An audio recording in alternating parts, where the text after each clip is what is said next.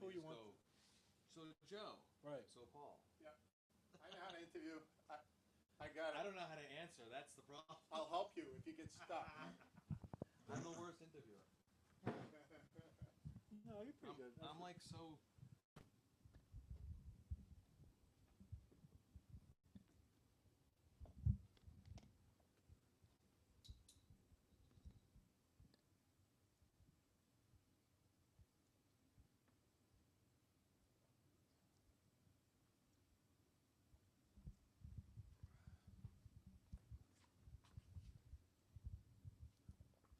All right.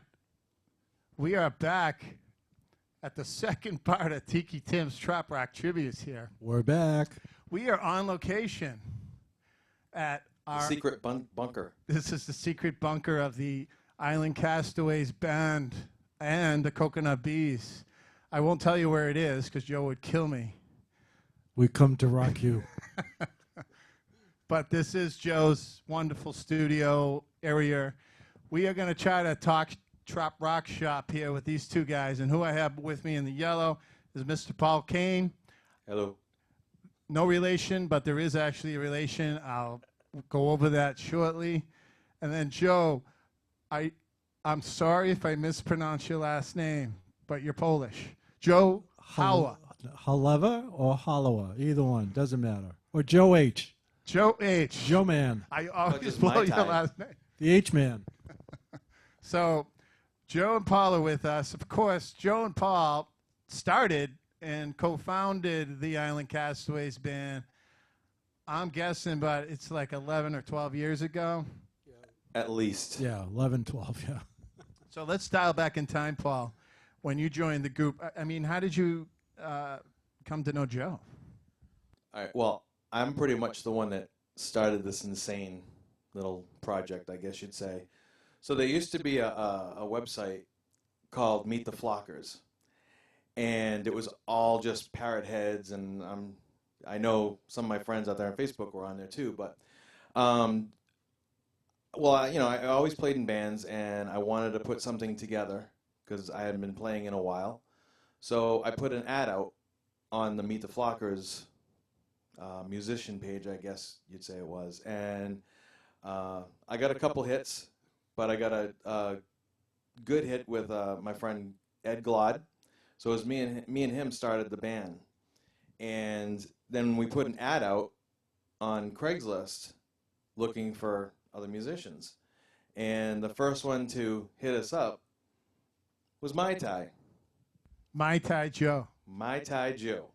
Now, where did you get your nickname Mai Tai from, Joe? I've been I've been known to frequent various Chinese restaurants and my favorite drinks are Mai Tai, so therefore I got to be known as Mai Tai Joe. If this interview goes well, can I have a Mai Tai later? Absolutely. All Yeah, right. or a rum jumby. All right. So Paul came before Joe. See, I didn't know that. I thought Joe came before Paul. No, but there was another bass player I heard, right, that you guys had and didn't go well, so I wasn't really the first. Well, I wasn't your first love, Paul. I was. all right. I was your I first. lied. Well, no, we had a couple guys that came down, but they, it was just like they came down and jammed, and that was about it, Yeah. And I think they were just looking to play, and Ed and I were more into, like, this is something we really want to do, and be a Trop-Roc band, So, but Joe was the first one to come down that he really kind of saw the image, So that's why I said he was. So talk a little bit more about Ed. Tremendous keyboard player, knows tons of people in the Trop-Roc industry. He's a captain of it, really. What was it like playing with Ed, and what happened to Ed? Ed was great to play with. So cool, because you could say any song and he would like whip it out all the time. He just knew every Buffett song, and it was just awesome. So what happened with Ed is he basically he just wanted to retire, and which is fine, obviously, But he'll still come around every now and again. He did co-write a song with us. We did the concert. Yep. Yeah. So Ed's still there in a sense. He's always there. He's always a castaway. Yeah, Ed's a good guy. We've played on the ship, the MS Washington, with him.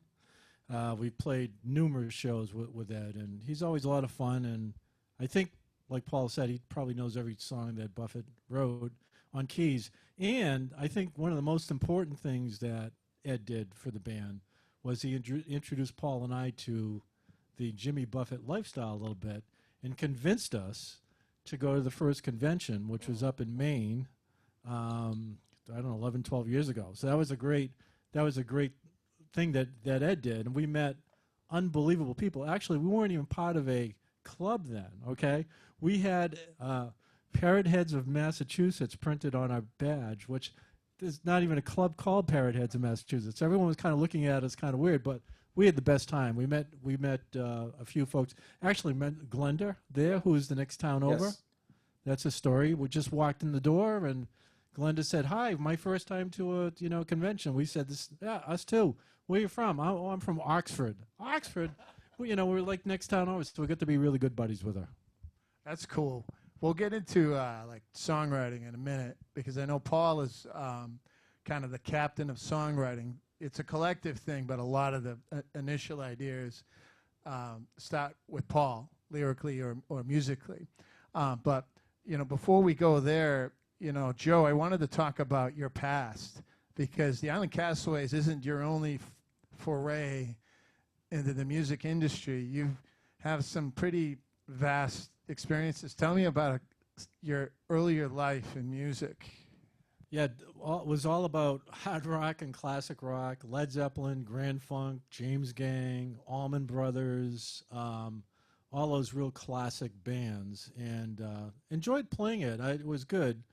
Although at some point I was looking to do something a little bit different than that. And, I still get together with some of the old guys and play it, but really I wanted to do something different. And actually my mom passed away, and I just said, I just need a reset. And I said, I'm going to start a Jimmy Buffett type band. And honest to God, I've never played a Jimmy Buffett song in my life. I probably knew 3, that I've heard on the radio. Margaritaville, Cheeseburger, and, who knows what else, right? And those are the songs that kind of attracted me to start a Jimmy Buffett type band. And so when I, replied to Paul's email or Craig's, it just lined up perfectly with what I was looking to do. So, and it's really a lifestyle, and it's about putting smiles on your face and other people's faces. That's tremendous. Let's continue that discussion thread for a second because Paul has an interesting background as well. You mentioned hard rock. Well, Paul comes from an even harder place. Some of you know Paul's story. I know it well because Paul and I mentioned in the intro, used to work together as teenagers in Webster Square in Worcester at Abdal's Big Boy Restaurant. Yeah. We'd get up at 3:30 in the morning and bread fish, cook, like 50 pans of bacon, bread chicken, and then be stuck in the dishwasher room for like 8 hours. Right? Oh, yeah. Yeah. So every weekend. Every weekend. It was like every night. Yeah. So, but during that time, I learned, and actually I know I went to 1 or 2 of your shows or rehearsals or something. It's foggy. But you were a thrasher, a thrash rocker. You were playing like Anthrax. Oh, yeah. We were doing Slayer and Pantera and, all that stuff. And I had really long hair. So, yeah, it was pretty crazy. I did that for like 20 years. And in the same band. What was the name of the band? That band was called Rawhead Rex. Rawhead Rex was around for 20 years? Well, different. Off and on. All right. And we went through a couple different lineups. But, yeah, we did fairly well. I mean, we got to open for Megadeth. Wow. We opened for Testament. It was really cool. What happened, man? You were like doing Anthrax, and now you're doing Jimmy Buffett. Well, all right. So we had done like a couple reunion shows, and they went really well, and people want us to do it, but I just didn't have the heart to be doing it anymore. And then, then I was married, and I had a little son, and he wanted to come see us, and I just, that is just the language was like, I can't do this. But I wanted to do something where, the family could come and, have a good time. And I always knew a Buffett. And when we were in Rawhead, the funny part about being in that band was, even though we were all like a bunch of long-haired metalheads, we were all into like different stuff. The other guitar player was in the Melissa Estridge. Our lead singer was a Neil Diamond fanatic. Our drummer was I can't even think right now, but he was just, everyone was just into different things. Nobody remembers the drummer. No, that's a story for another day anyway. So you couldn't, because of your son, let me get this right, you couldn't be like, cheeseburger in paradise, right? I just don't think it would have gone over as well. All right. It's just quite a jump, I'm just saying. I know, but we, one time we did play at a college, and we had some, like, I guess you'd say hecklers, and it'd be funny, we'd finish a song, and I'd hear someone in the back go, Slayer! So after one of them, I started playing a Slayer song, and these guys are all looking at each other like, what are we doing? And the funniest part was I looked back, and the kid, like, stood up and he, like, bowed. So it shut him up. So that was funny. That is. Well, thank you for that background explanation, both of you. So my next question, I talked about it earlier, is songwriting. Because a huge part of the Island Castaways band, and now Coconut Bees, which we'll talk about in a minute, is original songwriting. And they have a bunch of great songs that they've composed collectively together. How many do you have, Joe? How many originals are out there? 12, probably 12, 13, I'd say total. Yeah, some are, 12, 13. I'd say some are unpublished too. So yeah, 12 or 13. One full CD. We're working on the second CD, or have been, and just been releasing singles. What's your favorite tune? Original. I don't know if I don't have a favorite tune. What for me, it's all about how the audience reacts to it. So sometimes you'll play Lost and Loving It, and people will go nuts over that song. Sometimes people will go nuts over Somewhere Down US 1. So it really depends on the audience. So when they react positively to a Island Castaway song, that's when I enjoy it most. So it's really based on audience reaction. Okay. Where do you get the ideas, Paul? Are you in the shower and they just pop into your head? The car? Anywhere. Just get an idea anywhere. And here's the thing, though. I am like the king of, like, first verses. So I'll get a first verse, and then usually the song's over with. And I have to say that, the band, we all write together.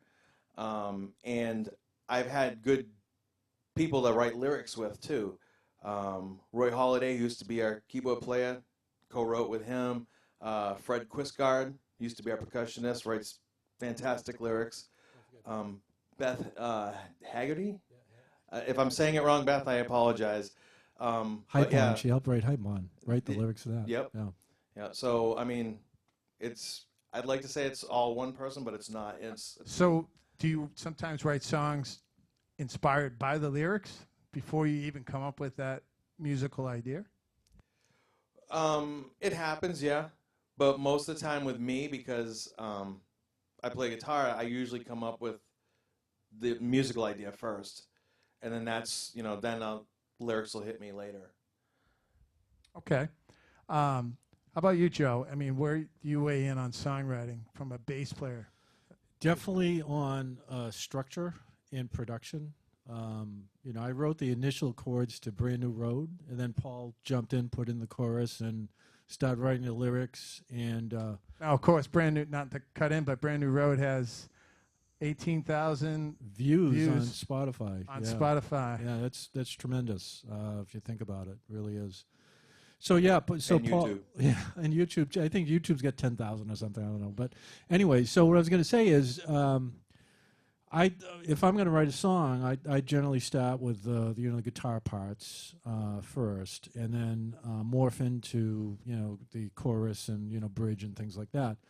But it took us a long time to put Brand New Road together because Paul was working on the lyrics. He had some killer lyrics to it, but was having a hard time following up. So he got there. He got most of it, and then we all sat down, as you remember here, and sort of finished, or at least kind of put some more ideas into his brain. And that's what really needs to happen when you get stuck. You just need to get some outside influences, and that's what we did. And I think it's a tremendous song, kind of outside the realm of Trop-Roc a little bit. I'd call it more classic rock a little bit, but we're gaining fans that we never had before because they may have not been Trop-Roc fans, but now they've heard the band. They say, "Oh, geez, we're going to come see you guys." So that was a really good move, I think, on our part to release that song.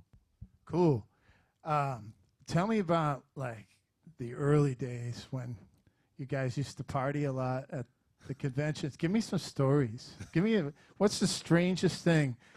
Obviously, we have a younger viewing audience, so we have to keep things clean. But tell me some story. Paul, tell me a story. I wish I could, but I'm usually the brunt of the story. I don't know. Really? How? What stays in the island castaway, whatever. But no, we've I mean, you go to a Jimmy Buffett oriented type party, you're gonna see and experience some stuff that you may not see and experience at other venues. Let's just say that, and it's all in good fun. I've never been to a Jimmy Buffett party that got overly crazy, that a fight broke out, that this and that. It's all in really good fun, and the people that attend. They know their boundaries and it's respectful, but it's fun music, so people are going to have a good time. Okay. So how have you kind of seen the landscape change then? Paul, you can maybe answer this, and Joe, jump in terms of like Parrot Head clubs in the area, in the region, their conventions, before and now, has anything really changed, or has it just grown? Or has there been a systemic change? Well, the age has definitely matured, right? Because as the Parrot Heads have followed Jimmy, they've gotten older. So where I think when we started out, the average age was probably 30 to 40, and now it's probably 40 to 55-ish would be my guess. The other thing that I've noticed is that the level of musicianship for Trop-Roc bands has increased tenfold. So what we're seeing now is artists, I believe, that are really ready to make that next jump into being more national acts. And there's a organization coming out now called Swim, right? So what is that, Paul? Saltwater. Are you wearing that? Salt? Let me see what that says. That's a nice shirt. Thank you. Does that glow in the dark? No. Saltwater independent music. All right. What is that? So it's a brand new group started by Jerry Diaz, and it's supporting basically Trop-Roc artists and singer-songwriters. There was a big coup, I guess you'd say, with the big Parrot Head Club down in Key West, and some people want to keep the club purely Jimmy Buffett. Some people want to, add more Trop-Roc bands because there's so many, and it's kind of the future in a way. Yeah, and also community events and donations. So if you belong to a Jimmy Buffett Parrot Head Club, they do a number of things like Special Olympics, and we did a concert for Haiti, and animals, and veterans, and you name it. And it goes on and on and on, which is really good. I mean, they raise hundreds of thousands of dollars, which is a phenomenal thing. There is a discussion going on, and depends where you are on the line, right? Should we continue to focus on that, or should we blend it more with music, right? And so there's some different points of view, right? And I don't think anyone's right. I just kind of what you prefer to do. Do you want to spend a lot of time donating your time and talent and treasure to help various nonprofit organizations out? Or do you want to be part of the lifestyle that, kind of parties a little bit more and goes sees the music scene? I happen to think it should be a blend of both, right? You do? Yeah, I think it should How about be you, Paul? both. I totally agree. I like the doing shows for benefits and stuff like that, and I mean, I love both sides of it, you know. So I'm under the philosophy that what you give is what you receive in life, and so if you're not giving, you're eventually not going to be able to receive. That's right. But let's move on. well said. We won't get into the politics of Trop-Roc and Parrot Head clubs, but what's next? Well, I'll tell you, the Coconut Bees, if you haven't seen it on Joe's Facebook page, he's come up with a whole new concept, as has Paul, of a trio called the Coconut Bees. And why and what's next? Yeah, so people have asked me that multiple times, and here's my answer, and this is completely honest. You know, the Island Castaways band is a great party band, mostly summer gigs, but it's a party band, and it's multiple players on stage, right? You can have up to 6 or 7 we've had, and great band. You want to have a party, we do assortment of music, some Trop-Roc, some Jimmy Buffett, some originals, a little bit of country, a little bit of classic rock. And it's all blended in. And the main theme is to have a party and a good time. The Coconut Bees, Paul and I talked, and we said, we're really getting away from Trop-Roc, which is our true love in music. And we said, we need to focus, bring the core back to that. So we're not abandoning Island Castaways. No, it's live, healthy, and well, and will continue to be. But we also have this need to express ourselves with Trop-Roc and originals. And that was the nature of Coconut Bees, of why we started that. And Coconut Bees as a name is kind of a fun name, right? And so, if you look at, TICB, which is the acronym for the Island Castaways band, now we call it the Incredible Coconut Bees, TICB. So it's a little bit of a play on words there, but it is what it is. Paul couldn't believe we did that, but we did.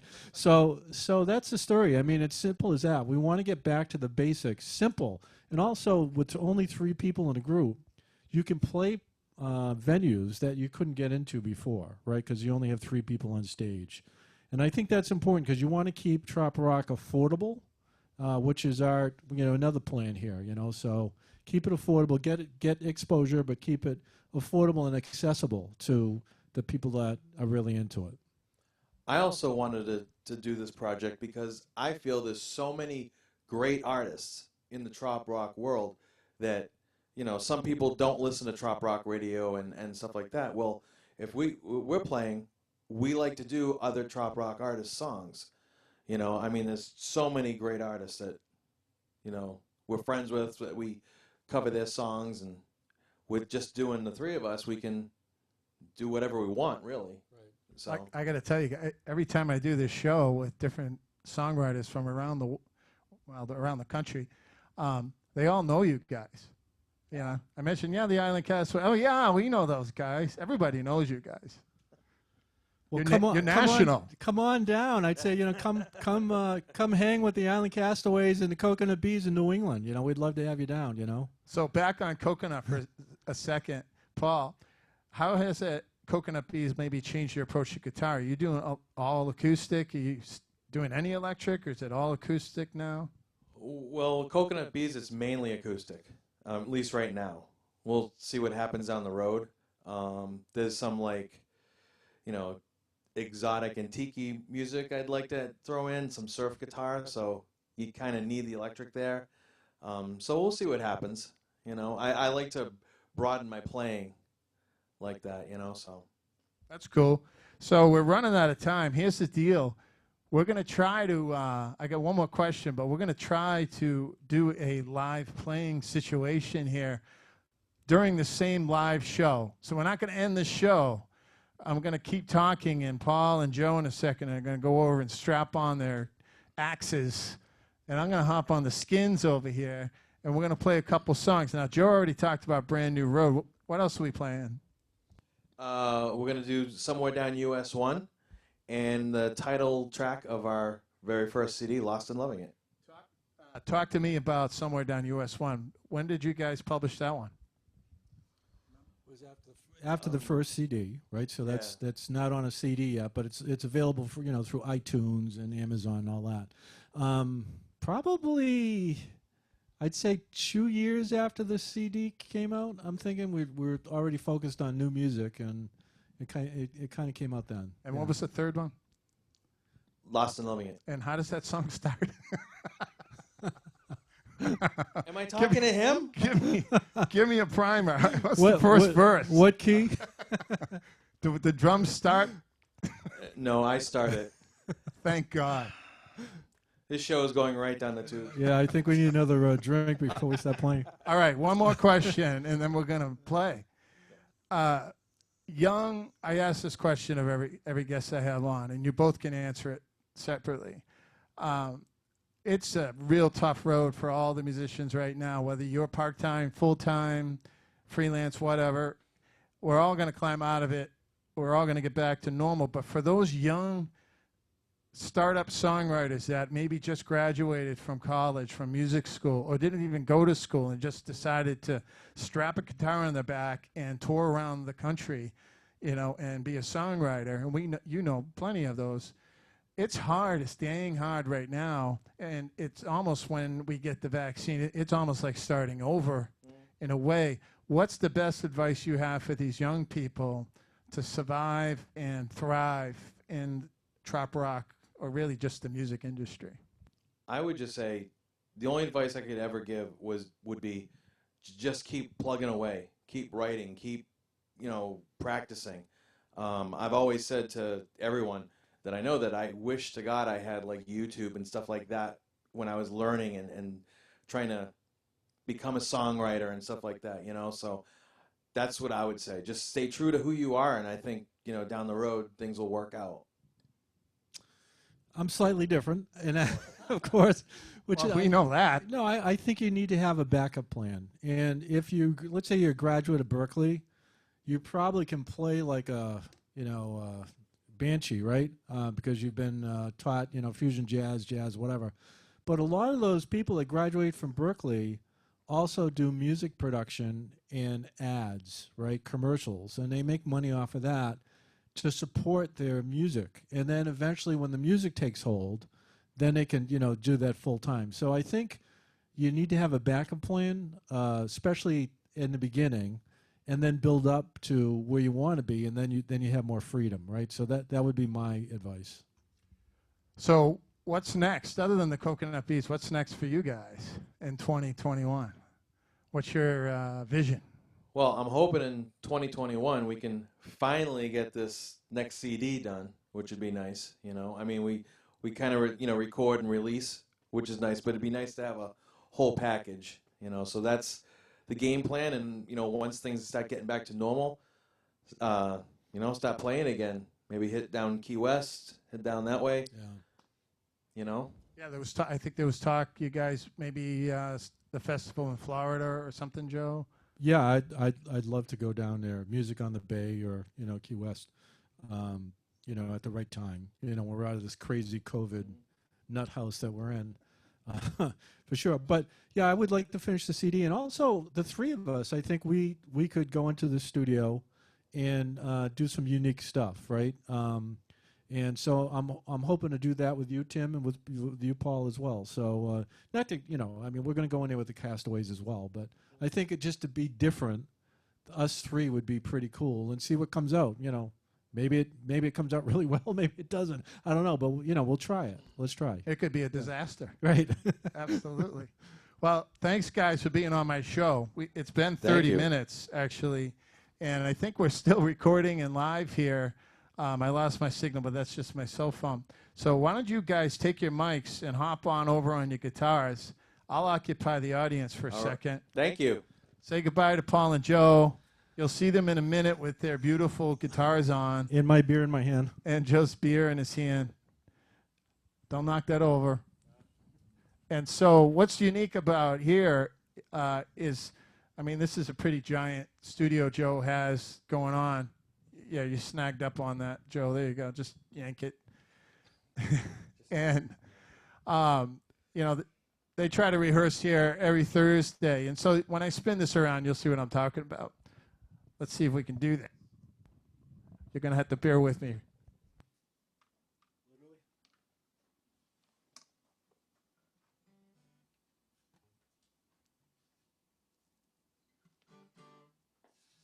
like to too.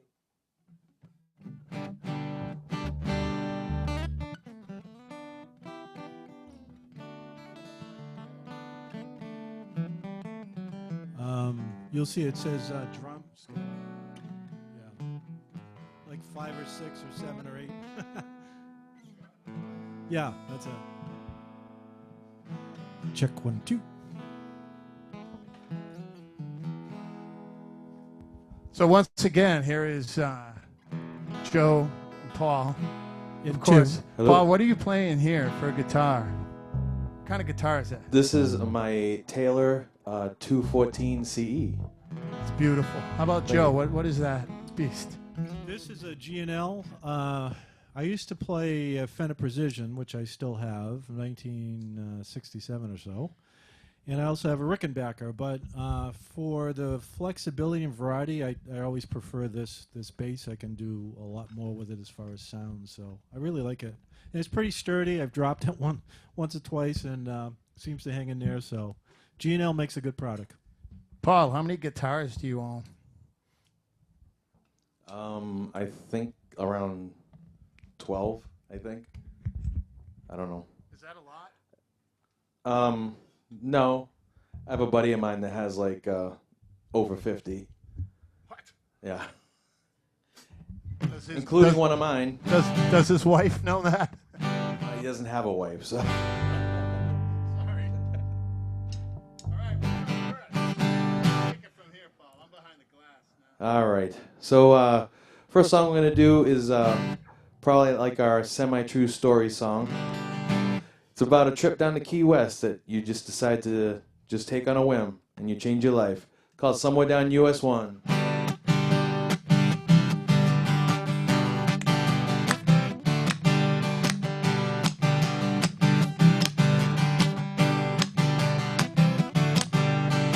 She left the city about a year ago. Down to the islands, had to take it slow. She had enough of the high-stress city life. All she wanted was a holiday, a little time just to get away. And so she packed her bags and headed to sunny skies.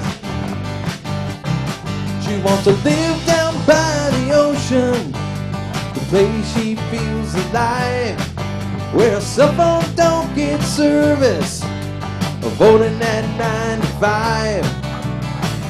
Wants to party like Bubba does and spend lazy days in the sun. Left it all for her brand new life, somewhere down US 1.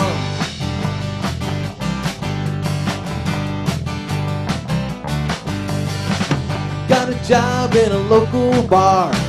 She learned to sing and to play guitar, and now she packs them in at the Hog's Breath every night. Put the tune in the summer breeze, telling tales of the Florida Keys, and all the snowbirds flock to see this local girl. She wants to live down by the ocean, the place she feels alive, where her cell phone don't get service, still a voting at 9 to 5.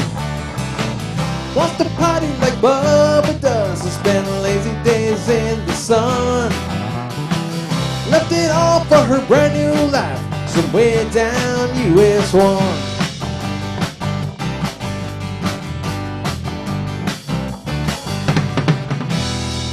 Left it all behind her. They know they'd never find her. She spent her days in the sand, spending hand in hand.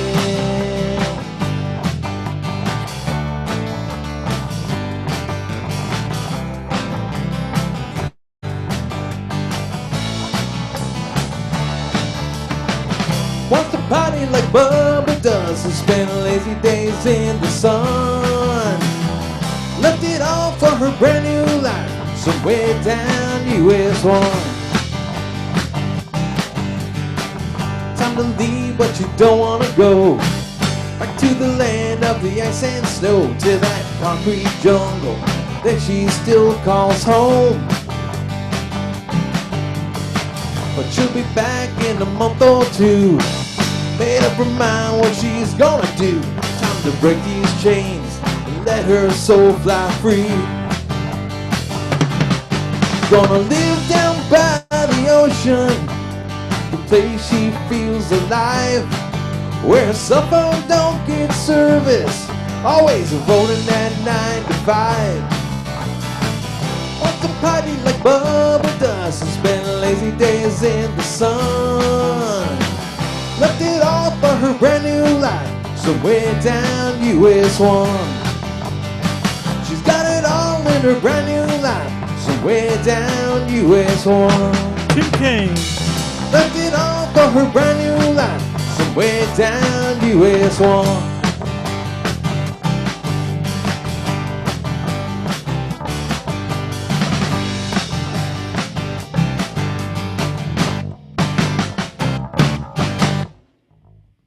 Thank you. Semi-true story there. This next song is the title track of our first and only CD.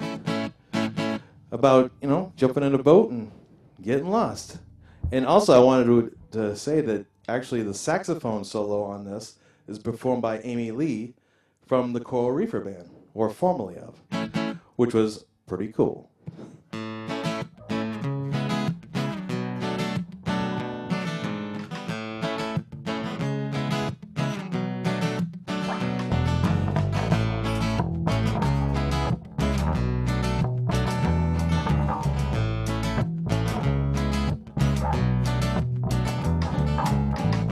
Please don't ask me where we are.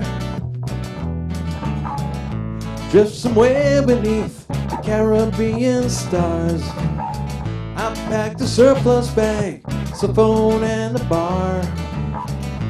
Left the navigation locked up in the car. Out there on the water by your side. Out there on the water, time just flies. Out there on the water, on the sea we slowly drift. I have to tell you that I think we're lost, but I'm loving it.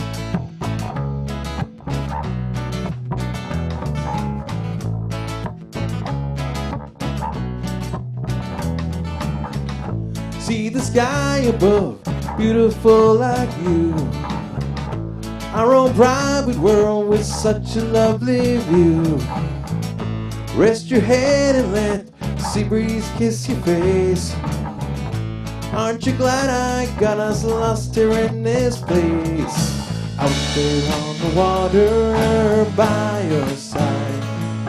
Out there on the water, time just flies.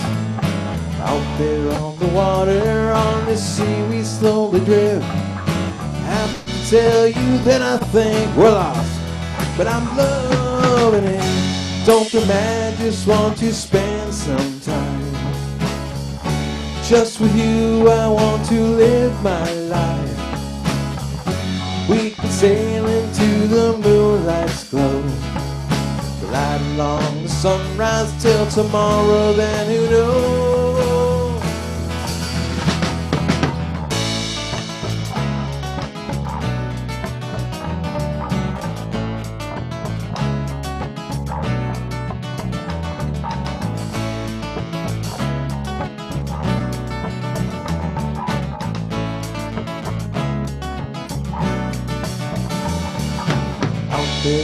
Water, out there on the water, out there on the water, out there on the water, out there on the water, on the sea we slowly drift. Have to tell you that I think we're lost, but I'm loving it. Please don't ask me where we are, we're just living under stars. Please don't ask me where we are is where we are. Please don't ask me where we are, we're just living under stars. Please don't ask me where we are is where we are.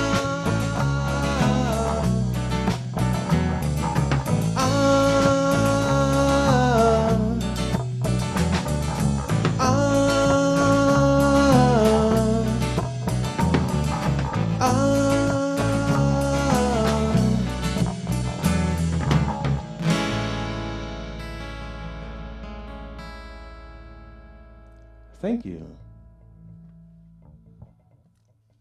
Okay, you folks ready to rock a little bit? We're going to do our new single, Brand New Road. This song's all about if you ever had the feeling of just saying, hey, I want to get out of here. I just want to get in my car and leave, go someplace where I'd never been before and just drive. That's what this song's all about. So if you ever relate to that feeling, hopefully you'll like this song.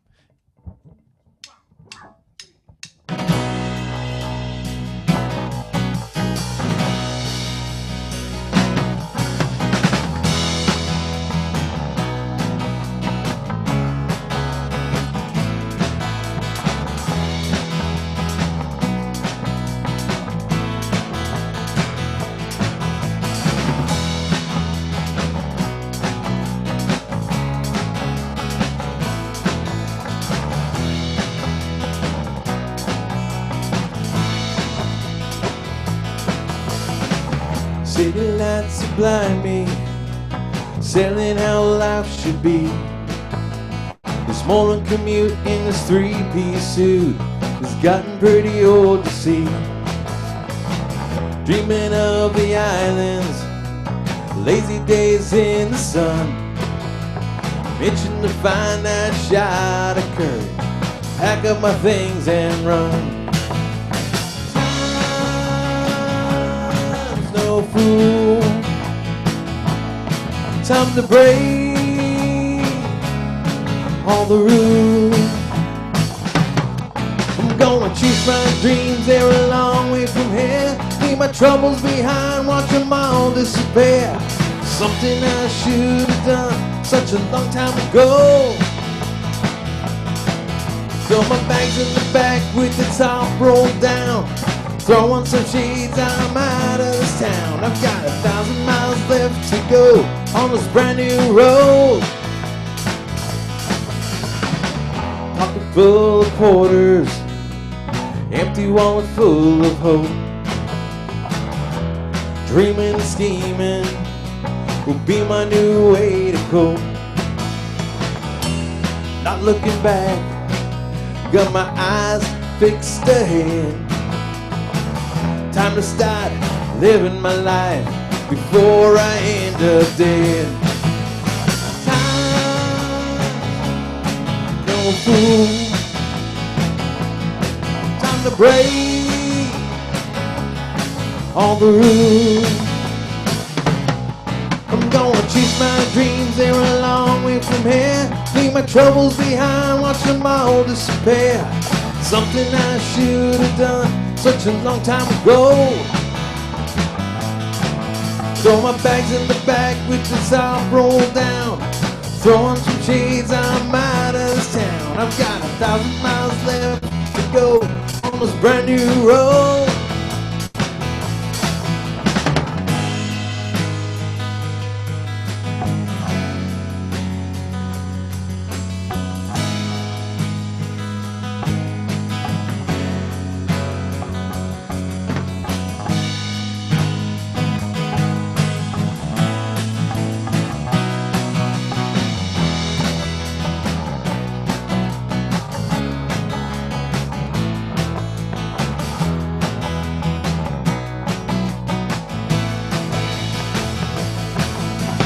Chase my dreams, they're a long way from here.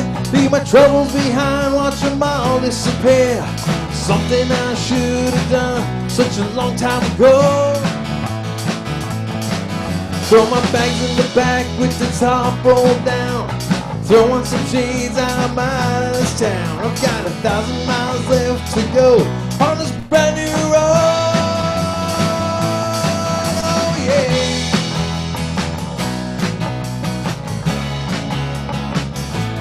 Brand new road.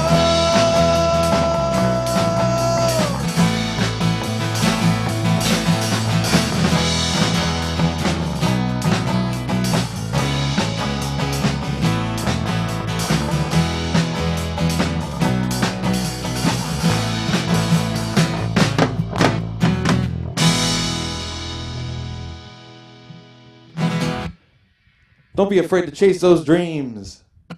Thank you. Thank you very much, Paul and Joe.